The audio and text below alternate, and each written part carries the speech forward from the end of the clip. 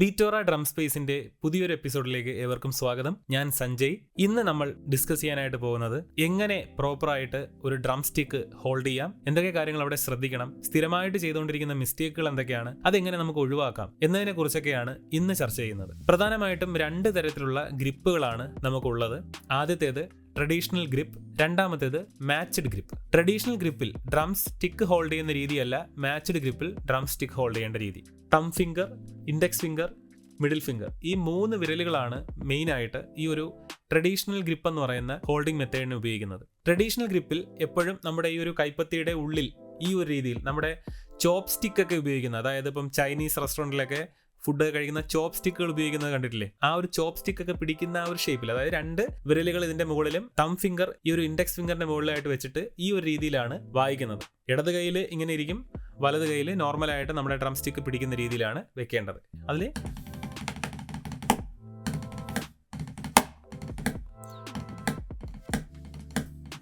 ഈ ഒരു style of playing നമ്മൾ കൂടുതലും കാണുന്നത് ജാസ് മ്യൂസിക്, മാർച്ച് ബാൻഡുകളിലും നമുക്ക് ഈ ട്രഡീഷണൽ ഗ്രിപ്പ് കാണാനായിട്ട് സാധിക്കും. അവിടെ മാച്ച്ഡ് ഗ്രിപ്പും യൂസ് ചെയ്യുന്നുണ്ട്, എന്നാൽ കൂടുതലും ട്രഡീഷണൽ ഗ്രിപ്പിന്റെ ഉപയോഗം അവിടെ നമുക്ക് കാണാനായിട്ട് സാധിക്കും. ഇനി എന്താണ് മാച്ച്ഡ് ഗ്രിപ്പ്? അപ്പോൾ നോർമലായിട്ട് നമ്മുടെ ഡ്രം സ്റ്റിക്ക് പിടിച്ച് വായിക്കുന്ന ഒരു രീതിയാണ് മാച്ച്ഡ് ഗ്രിപ്പ്. നമ്മുടെ ഈ ഒരു കൈപ്പത്തിക്കുള്ളിൽ സ്റ്റിക്ക് വെച്ച് കഴിഞ്ഞാൽ ആ സ്റ്റിക്ക് വെറുതെ അങ്ങ് വെക്കുകയല്ല, അതിന്റെ പൊസിഷൻ നമ്മൾ മനസ്സിലാക്കണം. അപ്പോൾ എങ്ങനെ നമുക്ക് പ്രോപ്പറായിട്ട് കറക്റ്റ് വേയിലൂടെ ഒരു ഡ്രം സ്റ്റിക്ക് ഹോൾഡ് ചെയ്യാം? ഞാൻ പറഞ്ഞു ഈ ഡ്രം സ്റ്റിക്കിന് 5 പാർട്സ് ഉണ്ടെന്ന് പറഞ്ഞു. അതിൽ ഗ്രിപ്പ് എന്ന് പറയുന്ന പോർഷനിലാണ് നമ്മുടെ കൈ വരേണ്ടത്. ബാക്കിയുള്ള ഈ ഒരു പോർഷൻ, ഇതിനെ നമ്മൾ പറയുന്നത് ബട്ട് അല്ലെങ്കിൽ ലെഗ് എന്ന് പറയും, അത് പുറത്തേക്ക് തന്നെ വരണം. എപ്പോഴും ശ്രദ്ധിക്കേണ്ടത് നിങ്ങളുടെ തം ഫിംഗർ ഈ സ്റ്റിക്കിന്റെ മുകളിലായിട്ട് തന്നെ പോയിന്റ് ചെയ്യണം. അതോടൊപ്പം നിങ്ങളുടെ ഇൻഡെക്സ് ഫിംഗറിൽ 3 മാർക്കിംഗ് ഉണ്ട്, ഇവിടെ 3 ലൈനുകളുണ്ട്. അതിൽ ആദ്യത്തെ ലൈൻ ഈ ഒരു സ്റ്റിക്കിന്റെ മുകളിൽ ഇരിക്കുന്ന രീതിയിൽ പിടിക്കണം. അതായത് ഇതിന്റെ തം ഫിംഗർ ഇതിന്റെ മുകളിൽ ഇങ്ങനെ ഇരിക്കണം, ചൂണ്ടുവിരൽ അല്ലെങ്കിൽ ഇൻഡെക്സ് ഫിംഗറിന്റെ ഫസ്റ്റ് ലൈൻ ഈ പറയുന്ന സ്റ്റിക്കിൽ ഇങ്ങനെ ടച്ച് ആയിട്ട് വരണം. ഇതാണ് ആദ്യം ചെയ്യേണ്ട ഒരു മെത്തേഡ്. ഈ ഒരു രീതിയിലാണ് സ്റ്റിക്ക് ആദ്യം ഹോൾഡ് ചെയ്യേണ്ടത്. ബാക്കിയുള്ള 3 ഫിംഗേഴ്സും വളരെ ഫ്രീ ആയിട്ട് അതിൽ ജസ്റ്റ് ഒന്ന് ടച്ച് ചെയ്ത് വെച്ചാൽ മാത്രം മതി. അത് ടൈറ്റ് ചെയ്ത് പിടിക്കരുത്. ടൈറ്റ് ചെയ്ത് പിടിക്കും തോറും ഇതിനകത്തുള്ള സ്പേസ് കുറയാണ്. ആ ഒരു മൂവ്മെന്റ് കൊടുക്കുന്നത് പോലും ഈ പറയുന്ന സപ്പോർട്ടീവ് ഫിംഗേഴ്സ് ആണ്. നമ്മുടെ ഈ മുകളിൽ വെച്ചേക്കുന്ന തം ഫിംഗർ മുന്നിലേക്കൊരു പ്രഷർ കൊടുക്കുന്നതനുസരിച്ച് ഇവിടുത്തെ സപ്പോർട്ടീവ് ഫിംഗേഴ്സ് പിറകിലേക്കൊരു പ്രഷർ കൊടുക്കുന്നുണ്ട്. അങ്ങനെയാണ് ഈ ഒരു മൂവ്മെന്റ് ഉണ്ടാകുന്നത്. അപ്പോൾ അതിന് വേണ്ടിയിട്ടുള്ളൊരു സ്പേസ് എപ്പോഴും ഉണ്ടായിരിക്കണം. അത് ഒരിക്കലും ആ സ്പേസ് ബ്രേക്ക് ചെയ്തിട്ടുള്ള ഹോൾഡിംഗ് മെത്തേഡ് പരിശീലിക്കരുത്. ചില ആൾക്കാർ ഈ ഒരു ലെഗ് കൂടി കവർ ചെയ്യുന്ന രീതിയിലാണ് സ്റ്റിക്ക് പിടിക്കാറുള്ളത്. അപ്പോൾ ഇങ്ങനെ സ്റ്റിക്ക് പിടിക്കുമ്പോഴുള്ള പ്രശ്നം, കണ്ടിന്യൂസ് ആയിട്ട് ഡ്രംസ് പ്ലേ ചെയ്യുന്ന ഒരാൾക്ക് കയ്യിൽ പെട്ടെന്ന് വിയർക്കാനുള്ള ഒരു ചാൻസ് ഉണ്ട്. വിയർത്ത് കഴിഞ്ഞാൽ ഗ്രിപ്പ് കിട്ടത്തില്ല, കയ്യിൽ നിന്ന് സ്റ്റിക്ക് തെറിച്ച് പോകാനോ അല്ലെങ്കിൽ സ്റ്റിക്ക് ഒടിഞ്ഞു പോകാനോ ഒക്കെയുള്ള ചാൻസ് കൂടുതലാണ്. അതുകൊണ്ട് ഒരിക്കലും ഈ ബട്ട് അല്ലെങ്കിൽ ലെഗ് പോർഷനിൽ കവർ ചെയ്ത് ഡ്രം സ്റ്റിക്ക് പിടിക്കരുത്. രണ്ടാമത് ചില ആൾക്കാർ ചെയ്യുന്നൊരു പ്രശ്നം എന്തെന്ന് പറഞ്ഞു കഴിഞ്ഞാൽ ഇങ്ങനെ പിടിച്ചു നിൽക്കും. ഈ ഒരു രീതിയിൽ നല്ല ടൈറ്റ് ആയിട്ട് ഈ ഒരു രീതിയിൽ പിടിച്ചു നിൽക്കും. ഇതും റോങ് ആയിട്ടുള്ള ഒരു ഹോൾഡിംഗ് മെത്തേഡാണ്. അങ്ങനെ ചെയ്യരുത്. ഇങ്ങനെ നിങ്ങൾ ചെയ്യും തോറും ഡ്രം സ്റ്റിക്കിന് മൂവ് ചെയ്യാനുള്ള ഒരു സ്പേസ് അവിടെ കുറയാണ്, അതിന് ഫ്ലെക്സിബിലിറ്റി കുറയാണ്, മൂവ്മെന്റ് കുറയാണ്. അപ്പോൾ ഒരു ഫാസ്റ്റ് ആയിട്ടുള്ള റുഡിമെന്റ്സോ അല്ലെങ്കിൽ ഫാസ്റ്റ് ആയിട്ടുള്ള റോളിംഗ് ഒക്കെ ചെയ്യാൻ നോക്കുമ്പോൾ അവിടെ അത്രയും ഫാസ്റ്റ് ആയിട്ട് കൈ പോകത്തില്ല. പെട്ടെന്ന് സ്റ്റിക്ക് അതിന്റെ റിമ്മിലൊക്കെ തട്ടി തെറിച്ച് പോകാനോ അല്ലെങ്കിൽ നമ്മുടെ കയ്യിൽ നിന്ന് തന്നെ തെറിച്ച് പോകാനൊക്കെ ഉള്ള ചാൻസ് ഉണ്ട്. നമ്മൾ ഉദ്ദേശിക്കുന്ന നോട്ടുകൾ കറക്റ്റ് ടൈമിങ്ങിനകത്ത് എല്ലാ ഇൻസ്ട്രുമെന്റിലും കവർ ചെയ്ത് വരാനായിട്ടുള്ള ഒരു ബുദ്ധിമുട്ടും അവിടെ ഉണ്ടാവും. ഇനി അടുത്തൊരു റോങ് ആയിട്ടുള്ള മെത്തേഡ് എന്തെന്ന് പറഞ്ഞു കഴിഞ്ഞാൽ, ഈ ഡ്രമ്മിന്റെ നേരെ മിഡിൽ പോർഷൻ, അതായത് ഇതിന്റെ ഏകദേശം ഷാഫ്റ്റിന്റെ പോർഷനിലായിട്ട് ഇങ്ങനെ ഹോൾഡ് ചെയ്ത് വായിക്കുന്ന ആൾക്കാരുണ്ട്. അതായത് ഇത്രയും പോർഷൻ, ഇതിന്റെ ഗ്രിപ്പ് പോർഷനും അതിന്റെ ലെഗ് പോർഷനും ഒക്കെ പുറത്തോട്ടിട്ടിട്ട് അതിന്റെ ഷോൾഡറിനും ഷാഫ്റ്റിനും ഇടയ്ക്ക് പിടിച്ച് വായിക്കുന്ന ചില ആൾക്കാരുണ്ട്. ഇങ്ങനെ ചെയ്യുമ്പോൾ നിങ്ങൾക്ക് അവിടെ പറ്റുന്നൊരു പ്രശ്നം എന്ന് പറഞ്ഞാൽ, നിങ്ങളുടെ ഫ്രണ്ടിലിരിക്കുന്ന റാക്ടോം ആവാം അല്ലെങ്കിൽ സിമ്പിൾസ് ആവാം, പലതരത്തിലുള്ള സിമ്പിൾസ് ഉണ്ട്, rack ടോംസുകളുണ്ട്, 1st, 2nd, 3rd, 4th, അങ്ങനെ പല ടോംസ് ഉണ്ട്. അപ്പോൾ ഓരോന്നിനും ഓരോ ഡിസ്റ്റൻസ് ഉണ്ടാവും. നിങ്ങളിരിക്കുന്ന പൊസിഷനിൽ നിന്നും ഓരോ ഡിസ്റ്റൻസ് ഉണ്ടാവും. ഈ ഡിസ്റ്റൻസിനെ കവർ ചെയ്യാനായിട്ടാണ് ഇത്രയും നീളത്തിലുള്ള ഒരു സ്റ്റിക്ക് നിങ്ങൾക്ക് തരുന്നത്. പക്ഷേ നിങ്ങൾ ആ ഒരു സെൻറ്റർ പോർഷനിൽ ഹോൾഡ് ചെയ്യുന്ന ടൈമിൽ അത്രയും ലെങ്ത് അവിടെ കുറയാണ് ചെയ്യുന്നത്. ഈ പറയുന്ന ഇൻസ്ട്രുമെൻറ്റിലോ അല്ലെങ്കിൽ സിമ്പിൾസിലോ നമുക്ക് കറക്റ്റ് ടൈമിങ്ങിൽ എത്തിക്കാനായിട്ട് സാധിക്കത്തില്ല, ഒരു നോട്ട് പ്ലേ ചെയ്യാനായിട്ട് സാധിക്കത്തില്ല.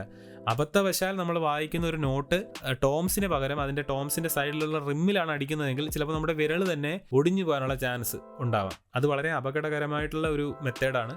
അപ്പോൾ അത് ആരും പരിശീലിക്കരുത്. ചില ആൾക്കാർ ഡ്രംസിൻ്റെ സ്റ്റിക്ക് പിടിച്ചിട്ട് അതിൻ്റെ ഇൻഡെക്സ് ഫിംഗർ ഇതുപോലെ പോയിന്റ് ചെയ്ത് പിടിക്കുന്ന ഒരു രീതിയുണ്ട്. ഇങ്ങനെ പോയിന്റ് ചെയ്ത് വായിക്കുന്ന രീതിയുണ്ട്. ഈ പോയിന്റ് ചെയ്ത് വായിക്കുമ്പോഴും ഈ പറയുന്ന മൂവ്മെൻറ്റിനെ അവിടെ ബ്രേക്ക് ചെയ്യുകയാണ് ചെയ്യുന്നത്. അങ്ങനെ മൂവ്മെൻറ്റിനെ ബ്രേക്ക് ചെയ്യുമ്പോൾ നിങ്ങൾക്ക് ഫാസ്റ്റായിട്ട് വായിച്ച് പോകാനായിട്ട് സാധിക്കില്ല. അപ്പോൾ ഇത്തരത്തിലുള്ള റോങ് ആയിട്ടുള്ള മെത്തേഡുകൾ പ്രാക്ടീസ് ചെയ്യുന്നവരുണ്ടെങ്കിൽ ദയവായിട്ട് അത് ഒഴിവാക്കുക.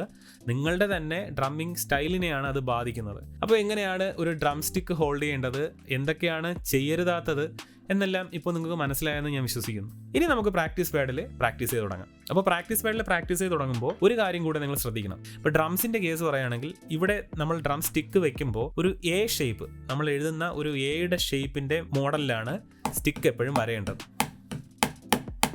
ഈ ഒരു രീതിയിലാണ് ഡ്രം സ്റ്റിക്ക് വെച്ച് വായിക്കേണ്ടത്. അതിന് പകരം ഇങ്ങനെ വായിച്ച് ഈ രീതിയിൽ പോകരുത്. ഡ്രംസ് എന്ന് പറയുന്നത് അത്യാവശ്യം എല്ലാ ഇൻസ്ട്രുമെൻറ്റും കവർ ചെയ്ത് ഒതുക്കി വായിക്കുന്ന ആ ഒരു രീതിക്ക് നമ്മൾ ഈ ഒരു പൊസിഷനാണ് ട്രൈ ചെയ്യേണ്ടത്. അപ്പോൾ എങ്ങനെയാണ് ഒരു ഡ്രം സ്റ്റിക്ക് ഹോൾഡ് ചെയ്യേണ്ടത്, എങ്ങനെ ഏതെല്ലാം പൊസിഷനിലിരുന്നാണ് ഒരു ഡ്രംസ് പ്ലേ ചെയ്യേണ്ടത്, അതിപ്പോൾ പ്രാക്ടീസിന് എടുക്കുന്ന പാഡിലാണെങ്കിൽ പോലും എങ്ങനെയാണത് പ്ലേ ചെയ്യേണ്ടതെന്നുള്ളത് മനസ്സിലായെന്ന് വിശ്വസിക്കുന്നു. ഞാൻ നേരത്തെ ട്രഡീഷണൽ ഗ്രിപ്പിൻ്റെയും മാച്ച്ഡ് ഗ്രിപ്പിൻ്റെയും കാര്യം പറഞ്ഞു. അതുപോലെ തന്നെ ഡ്രംസ് ഹോൾഡ് ചെയ്യുമ്പോഴും അവിടെ 3 തരത്തിലുള്ള ഗ്രിപ്പുണ്ട്. അതിന് പറയുന്ന പേരാണ് German grip, American grip and French grip.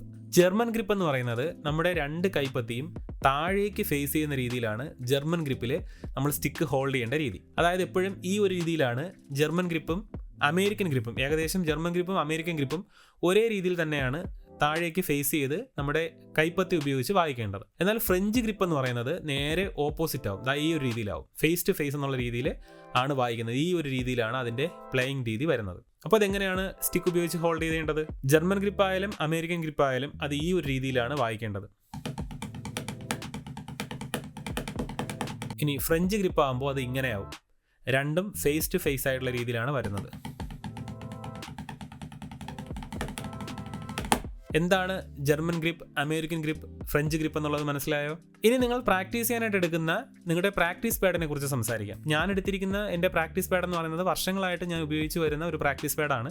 കുറച്ച് പഴയതാണെങ്കിൽ പോലും ഞാൻ ഇപ്പോഴും അത് ഉപയോഗിച്ചുകൊണ്ടിരിക്കുന്ന ഒരു പ്രാക്ടീസ് പാഡാണ്. ഇനിയിപ്പോൾ പ്രാക്ടീസ് പാഡ് മാത്രമല്ല, അതിന് പകരമായിട്ട് നമ്മുടെ വീട്ടിലുള്ള ബെഡോ അല്ലെങ്കിൽ പില്ലോയോ ക്ലോത്തോ കുഷനുള്ള സോഫ സെറ്റോ ഒക്കെ നമുക്ക് പ്രാക്ടീസ് പാഡ് വായിക്കുന്നത് പോലെ തന്നെ ഉപയോഗിക്കുന്ന മറ്റ് വസ്തുക്കളാണ്. ഇവയിലെല്ലാം തന്നെ പ്രാക്ടീസ് ചെയ്യേണ്ട നോട്ടുകൾ നിങ്ങൾക്ക് വായിച്ച് പഠിക്കാം. അവിടെ ശ്രദ്ധിക്കേണ്ട ഒരു കാര്യം, നിങ്ങളുടെ കയ്യിരിക്കുന്ന പ്രാക്ടീസ് പാഡ് എന്ന് പറയുന്നത് അത്യാവശ്യം അത് ഫാസ്റ്റ് ആയിട്ട് വായിക്കാൻ കഴിയുന്ന ഒരു രീതിയിലാണ് ഡിസൈൻ ചെയ്തിരിക്കുന്നത്.